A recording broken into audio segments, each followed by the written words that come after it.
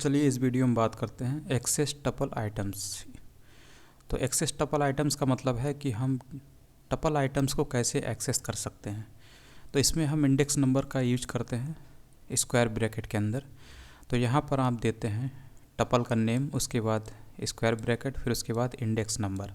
ये index number उस item का है जो कि इस इंडेक्स नंबर पे बैठा हुआ है।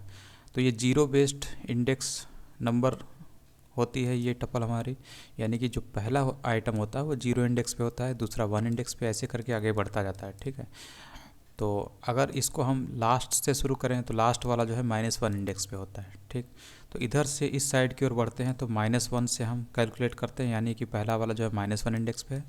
और इधर से इधर की ओर बढ़ते हैं तो जो पहला वाला आइटम होता है ये जीरो इंडेक्स पे होता है। ठीक, तो ऐसे ही हम इसको एक्सेस कर सकते हैं। तो अभी 1 लिखा हुआ है, इसका मतलब ये जीरो इंडेक्स पे है, ये 1 इंडेक्स पे है, तो इसीलिए आपको बनाना दिख रहा है। अगर आपको ये एक्सेस करना है तो आप यहाँ पर क्या दे सकते हैं, इंडेक्स नंबर 2, क्योंकि 0 1 2 इंडेक्स नंबर यहाँ 2 देंगे तो आपको क्या मिलेगा, यहाँ पर चेरी मिलेगा। ठीक, तरीका वही है, यहाँ पर आपने टपल का नेम लिखा, उसके बाद स्क्वायर ब्रैकेट में आप इंडेक्स नंबर देते हैं। ठीक, इसके अलावा अगर यहाँ पर आप -1 देंगे तब भी आपको ये वाला लास्ट वाला एलिमेंट मिल जाएगा, क्योंकि जो लास्ट वाला इंडेक्स होता है उसका इंडेक्स -1 होता है। ठीक है, तब भी आपको यही मिलेगा।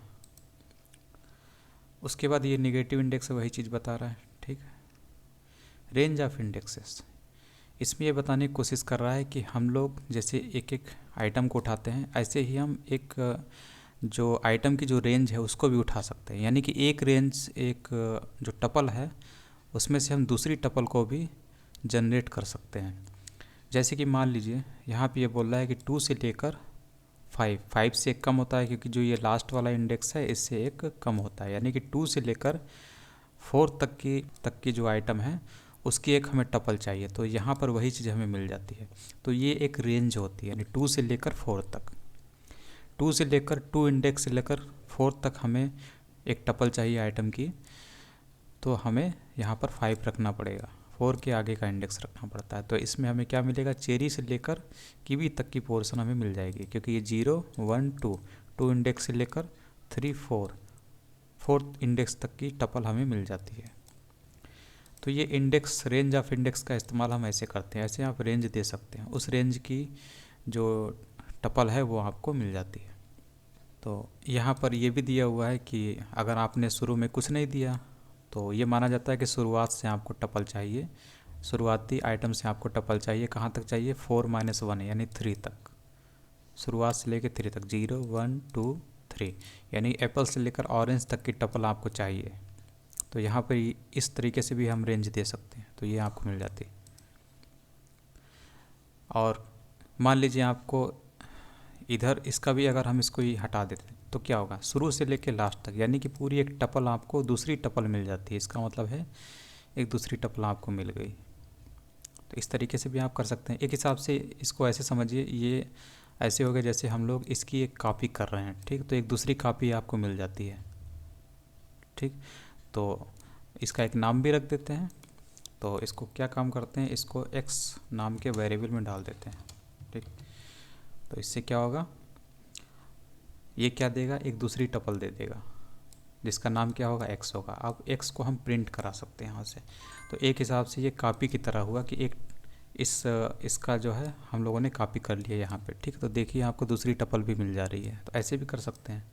हालांकि कॉपी करने का तरीका यहाँ पे नहीं बताया है इस टाइप का, लेकिन आप कर सकते हैं इस कॉलन रेंज मेथड का इस्तेमाल करके। और यहाँ पर भी इसी टाइप में है, 2 से लेके लास्ट तक का आइटम वाली जो टपल है आपको मिल जाती है। रेंज ऑफ नेगेटिव इंडेक्स, जैसे हम लोग पॉजिटिव इंडेक्स ले रहे थे उससे टपल निकाल रहे थे, टपल के अंदर से टपल निकाल रहे थे, वैसे ही आप नेगेटिव इंडेक्स देकर भी निकाल सकते हैं। तो -4 और -4 से लेकर -1 तक की इंडेक्स वाली जो टपल है वो मिल जाएगी।